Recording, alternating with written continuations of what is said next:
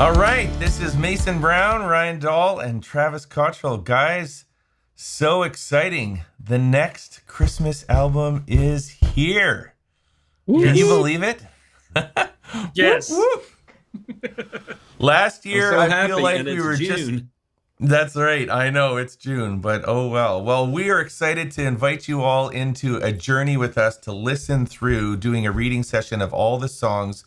Travis and Mason and I are just going to talk about the entire project here, just give a little bit of an overview. And then if you click into each video, they'll all be linked below and you can we'll watch through them a little bit, talk through each song, the arrangement, the melodies, the lyrics, all of that, so that you can prepare for an incredible Christmas this year. So we're excited about that. Mason, I know you've put a lot into this. I think what would be interesting, just to start, is why don't you tell us a little, Mason, about Travis? Like, what does Travis bring to the table in these great arrangements? And then, Travis, I'll get you to do the same for Mason. But what's your experience of working with this guy? Besides old age and a lot of wisdom, is that what I want to just get that off Yeah, the that's table? right. Yeah, exactly. The interview's done now. We can stop Yeah. there. No, I mean, it's a collaborative process, and he and I Yeah. come from very different worlds, and very different musical backgrounds, different styles. And I think that's just like, to me, like when we start talking about whatever song we're going to do, the arrangement, the map, and everything, he and I come at it from different angles, and I think that's what makes it great, is that it can, no matter if it's a hymn, a carol, an older song, a newer song, we both have different ideas of what it should be. And after talking through things and coming at it from our different points of view, our different styles, we kind of land on, what we wind up landing on. And I think that's great because, like, we're not forced into something that kind of seems repetitive or seems the same. And so we both have our strengths in that. And so I think it really helps us into kind of where we wind up landing on. So yeah, it's great. All right, Travis. Well, Mason is so nice to you. You are way less nice in general. So what's the real story about working with Mason? Well, picking on people, that's my love language. Yeah. Um, well, Mason, we have a lot of similarities, but we also have different big strengths. And so that's why I think we've become this kind of perfect team, the creative team of creating this together. I was just thinking as he was talking, I was thinking I did my first choral project 30 years ago this year. It was a youth Wow. project. I did a youth Was it musical with in Mason? 1994. No, With he wasn't. Mason. He wasn't born, I don't think. I was Yeah. Okay. gracious. I did a youth musical called Waiters in 1994, and then I didn't start doing adult like praise and worship musicals until like 99. But I was just thinking something that you do gain over the years, you figure out what your strengths are, but you also figure out what your weaknesses are. And I think you can compensate for your weaknesses in different ways, but one of the things that I've loved about working with Mason is I can go, you do this so much better than me. You run with this, and he Mm-hmm. runs fully with it. And Mm-hmm. what he does so great. And so that has been a good partnership for me, that I don't have to be like second guessing these things that I don't feel like are my A level, what I bring A level to the table, maybe my B level and C level, that I know that those things are covered, and what is best for the church is going to happen because it's more than just my eyes on it. Does that make sense? Mm-hmm. So good. Well, let's Yeah. look over the songs. I got a view here of the songs. They're all live on PraiseCharts right now, and it's so amazing to see them here. Before the manger throne, angels we have heard on high, in the fullness of time, come thou long expected Jesus, and silent night. Travis, when you look at that list, I'm just going to ask you just off the cuff, like what's a standout one that you're just really excited about when you look at the list? Oh gosh, Pick one. I should have prepared my heart and spirit more for this because I'm looking at Yeah. this list going, I might cry on the spot because I love this whole list. The first Yes. thing that pops out to me is In the Fullness of Time, Okay. because that was the one of all the ones. Like I love all the ones. There will be a spot in my ministry, here at my church for all of them this Christmas. Hmm. But I'm so excited to do In the Fullness of Time, and that catches me by surprise. I Obviously it's a great song. The Mats wrote it, right? Did the Hmm. Mats write it? Matt Papa and Boswell Matt and Papa. Boswell. Yeah. And it's a great song, and but there's something about how we pulled everything together. We added they had an inference to a hymn at the end of theirs, Yeah. and they rewrote a verse of Holy, Holy, Holy. We pulled it into the beginning with the original Yeah, Holy, Holy, Holy. We added a children's choir, optional children's choir, that if that's something that your church needs, which my church does, Yeah. just generational worship. We just packed so much into this song, which was already a good song, that it's just like a win from beginning to end for me. So that's the first thing that Yeah. pops out to my mind. For sure. Well, and I'm excited about it because most people actually haven't really heard the song. The song is really Right. fresh I yeah, think it may have just come out 2023 and then now in 2024. The Gettys have just released it, but we work so closely with those guys and are excited to help propel some of the best new music that they have. So that's a good one. absolutely. Mason, how about a standout from you? And then we will close this down and let people come into the reading sessions of each song where we'll go deep on each one. But what's a standout for you in the whole list? Well, I actually have two, but I'm going to say All right. one for when we get there. But I would say, as far as, I mean, just yeah, looking at the list, Silent Night. I've wanted to do Hmm. Silent Night for such a long time, and um, I can talk about it more when we get there. But I love just kind of it being stripped down to what it is, and it was such a joy to record and kind of an experiment because it is different than most things that we've done for Travis and I. Hmm. And so, yeah, and I think it's very special and can serve a real moment in your Christmas service. So yeah, For sure. that's Okay, well, I gotta say, since you said the word moment, we have to talk about the moment because every time we do one of these projects, we do a moment, which is a narrative, almost like modern liturgical setup to a key song in the project. And the key song in this project really was Manger Throne, which we will have known from last year from Phil Wickham. But we penned this piece. Well, I say we, but really it was like a lot of Mason, your heart went into the instrumental piece of this. And then we wrote a narration over top of it. But when I listen to it, I get shivers. Like I get shivers even just talking right now because it's so epic and beautiful and stunning and cinematic. There's Gorgeous. just so Yep. many elements that you're like, do we do this in church? Can we do this in church? Like this? I don't think we've yes, ever done this before. And I'm really excited about that, Mason. So don't you think, Travis, yeah, that Mason kind of Oh, really hit it out of the yes. park? I Hmm. love it so much. And I can't remember where I was, but the first time I really took it all in, I was just as about just as blown away as I had been listening to anything that we had Hmm. done to this point. All of Hmm. Mason's work on it. Hmm. thank So you. great. Okay, well, that's just a little window of what is coming. The whole project is live. Mason and Travis and I are going to talk through each song now. You can click in the links below. We'll look forward to having with you. So stick with us, and I hope you'll enjoy this project called Before the Manger. Here we go.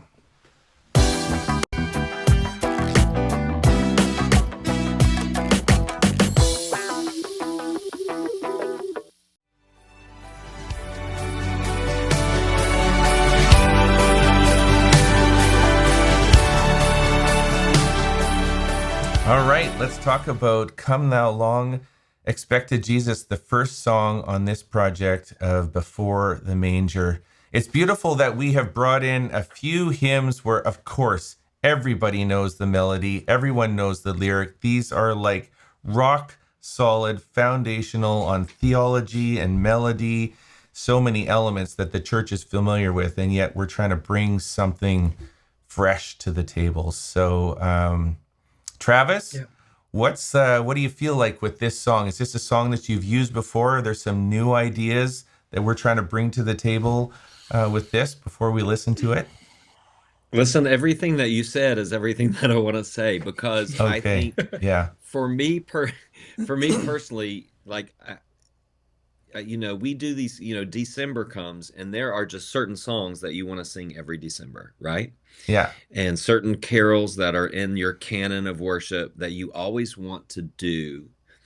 You don't want to trip up the worshiper. You don't want, for me personally, I don't want to trip them up with a weird melody or a rhythm or something that's gonna trip them, right? Am I making sense? And Mm-hmm. so, Yeah. but at the same Mm-hmm. time, you want to offer something fresh. And so that's what I love about this. This is one of my favorite carols. This is like a top 5 favorite Christmas song of mine. Come Thou Long Expected Jesus. Mm-hmm. I do it Mm-hmm. every December. I do it the first Sunday of Advent every December. Hmm. It's an Advent hymn, and it goes perfect right there, perfect in that first Sunday of Advent. So, Mm-hmm. we try to maintain the integrity of the hymn of the chorus, but make it fresh. And so that's Yeah. what we did. Mason and I, we just in talking about it, we came up with this joy to the world interwoven in to it Mhm. that would be easy to pick up, that it would give it some freshness, but it wouldn't so overexpose joy to the world that you couldn't do it again later in a set or on another Yeah. Sunday, like, because you don't want to shoot all your bullets uh in one Mm-hmm. Sunday or in one medley. So we tried to Yeah. handle that really carefully. Yeah. Yeah. Beautiful. I will say too, this was the first one that I started working on. This is all the way back in November. And we have been tossing around like several different songs that, potential for this project and everything. And I don't know, there was something about this one. I'm not as familiar with it. And so I don't know, something about it. I was like, let's tackle this, and had ideas as far as where to go with it. But yeah, then it's only 2 verses, and so it seems kind of short. But then when we're talking about kind of how to expand this and the inclusion of joy to the world, it really just kind of brought this whole thing together, and Hmm. just kind of elevated the arrangement. So yeah, I love it, and I'm really really happy with where it turned out. Mm-hmm.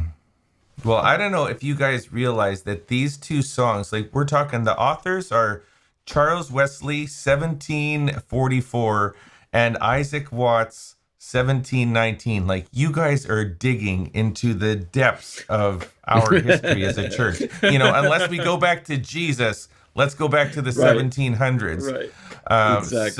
So this is like really, really rich stuff that we're just, like you're saying, we're just trying to lift just a little bit, but maintain that integrity. So looking at what we got here, as we've said, all the charts are now available in PraiseCharts, and we can see that there is chord chart, lead sheet, piano, vocal, all of these things in this kind of new era of choral music. All the music is digital. I will note that you can get octavos nicely printed out in that octavo format.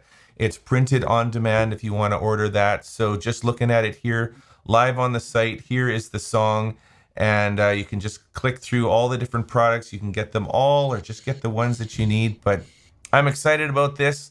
Let's listen to the song. The 3 of us will Yeah. just be here right with you as we listen. We'll watch the music, take it all in. Maybe we'll make a few little comments along the way and then just talk about it at the end. So here is our new version of Come Thou Long Expected Jesus with Joy to the World.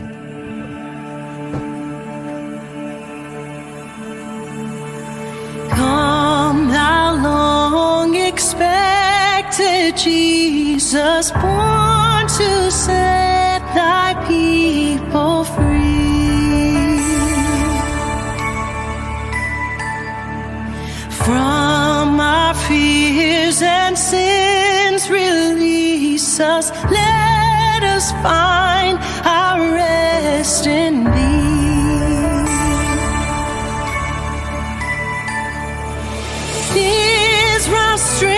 strength and consolation, hope of all the earth, thou art dear desire of every nation, joy of every longing.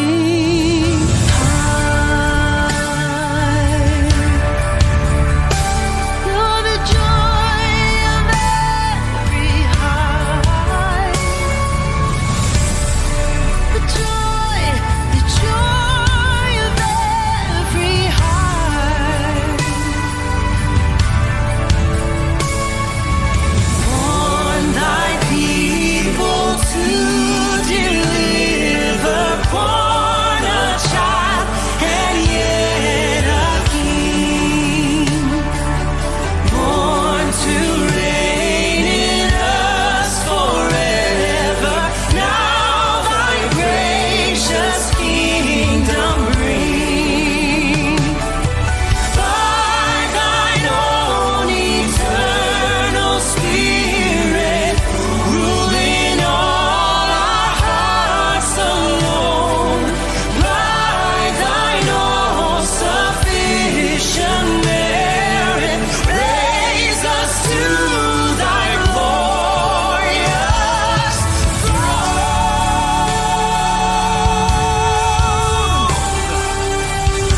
Oh, raise us, Lord.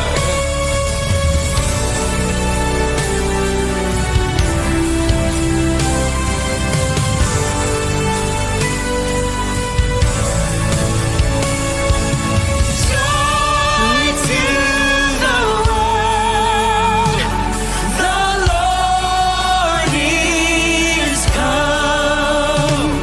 Let earth receive her King.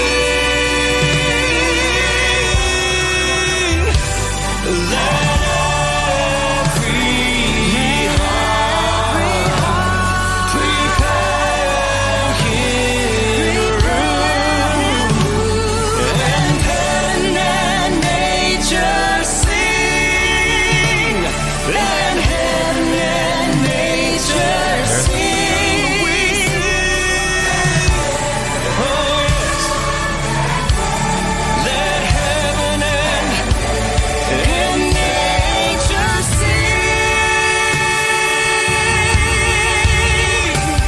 We sing, joy to the world, joy to the world. The Lord is come.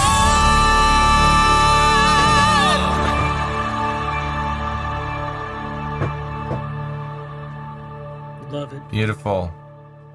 You know, one thing I noticed about that is Joy to the World isn't typically sung in a 6/8. So you have like brought out that majestic, I mean, it works. It certainly works, but that's a new way of singing that song. I Yes, also for noticed sure. that mix of the 3/8, 6/8. Is that typical in Come Thou Long Expected Jesus? How, you know, in that those little parts there where it mixes there, it's just melodic and kind of rhythmic things to be aware of. So You know, I yeah, think it's such a wordy hymn. It's a word, yeah, they're saying a lot in those two verses. It's just giving you enough space to not feel rushed. So right, it's not in your typical way of doing it. And even on the first yes, verse, we give even more space between the lines. yeah, Right. So yeah, that's just to give the worshiper a chance to just ponder and not feel like they're in a race to get the lyric out because of yeah, everything that it's saying, that you want them to take it all in. Another thing I was going to say, Ryan, is that hmm, when we do a song that is, we want it like first and foremost to be a corporate resource. Like we want people yeah, singing along. We record it with, that one has Cheryl Stark and myself singing a lead vocal on it. You could take us off. You Mm-hmm. don't have to have a yeah, person singing those note choices that we made. You don't have it at all. It stands alone, as even if you're a guy that's, in the front conducting like this hmm, without a microphone, that arrangement kind of stands. it the congregation leads that song. So I Hmm. like Yeah. that about it too. And that's the thing, throughout all of these carols, we didn't change the melody, we didn't change the rhythm of it. It is a congregational friendly arrangement. Choir, Hmm. congregation, everybody. It's, however Joy to the World, that's how you know that. However Silent, that's how that you're able Yeah. to sing that. Beautiful. All right. Well, we got all the resources are available. If you want to go directly to it, just go to praisecharts.com/84099, or we'll put the links below here so that you can get everything that you need. Excited about this. Let's go to the next one. I can't wait to roll through all these great songs. So here we go.